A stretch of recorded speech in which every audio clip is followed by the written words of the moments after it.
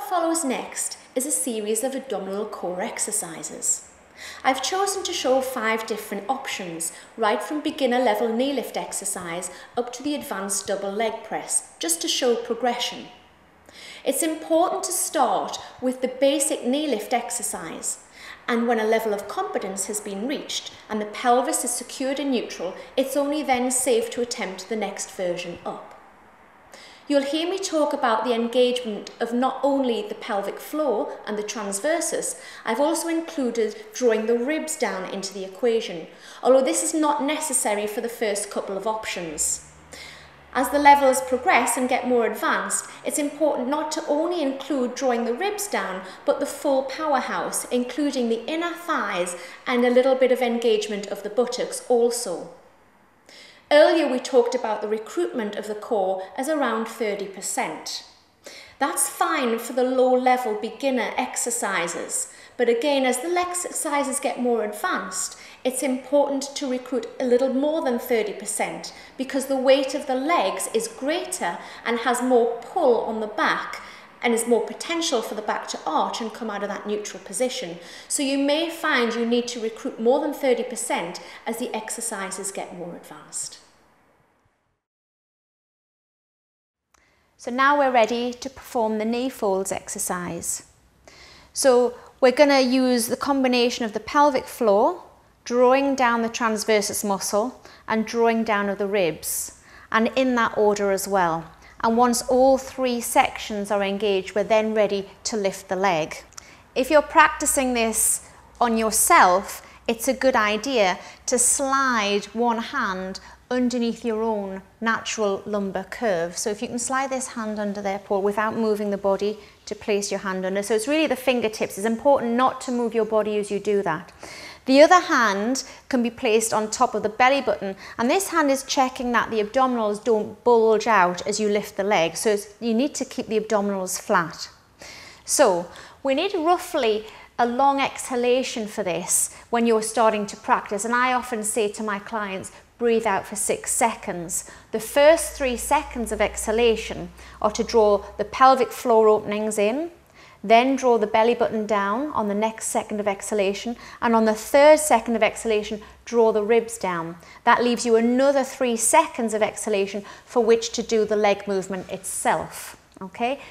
When you practice and you get a little bit more attuned, you can do this in possibly less than 3 seconds. If it takes you longer than 3 seconds to do that, then that's fine, but please ensure that you don't move the leg until you are fully engaged in the core muscles. So let's try that now. Take a deep breath in, blow out through the mouth for 6, 5, 4, 3, 2, 1. When you're happy, you can last for about 6 seconds. Breathe in again. We'll add in the core muscles. Blow out for 6, pelvic floor 5, belly button down 4, ribs draw down 3. Keep exhaling and slowly float the right foot off the floor until the knee is bent roughly at 90 degrees above the hip. You can bring it in slightly further if you wish, but as long as you don't lose that natural lumbar curve. Breathe in again through the nose. Blow out for 6, pelvic floor 5, belly button 4, drawing the ribs down, and then slowly place this leg down. Keep pulling in, because as the leg gets further away from the body, it weighs more, so you need to pull in a little bit tighter against the increasing resistance of that leg. And if you manage to stabilize in this neutral position without tilting or arching the back, then you can try a slightly more advanced version.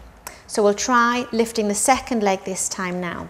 So take a deep breath in, blow out through the mouth, draw the belly button in, pelvic floor first, then the belly button, and then draw the ribs down, floating up that right foot off the floor, still exhaling, still drawing in. And then now we're going to lift the 2nd leg, go through the same process, breathe in again, breathe out through the mouth, engage pelvic floor, draw down the belly button, draw down the rib cage, and slowly float up that 2nd leg, pulling in tight. And Paul's quite strong, so he's managed to stabilise in that neutral position.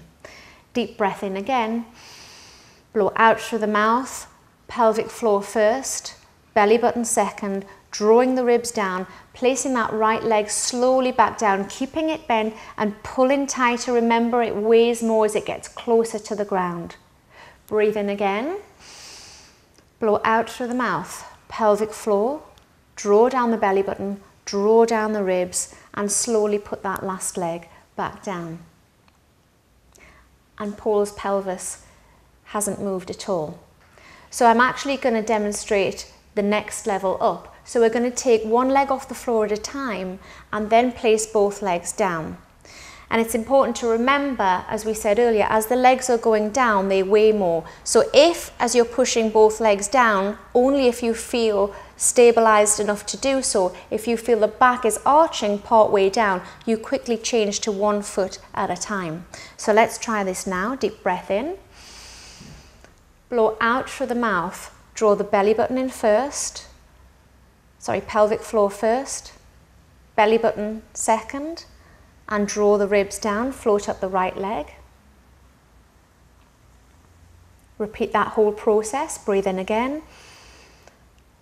Breathe out through the mouth, pelvic floor first, belly button second and ribs down third, floating up the second leg.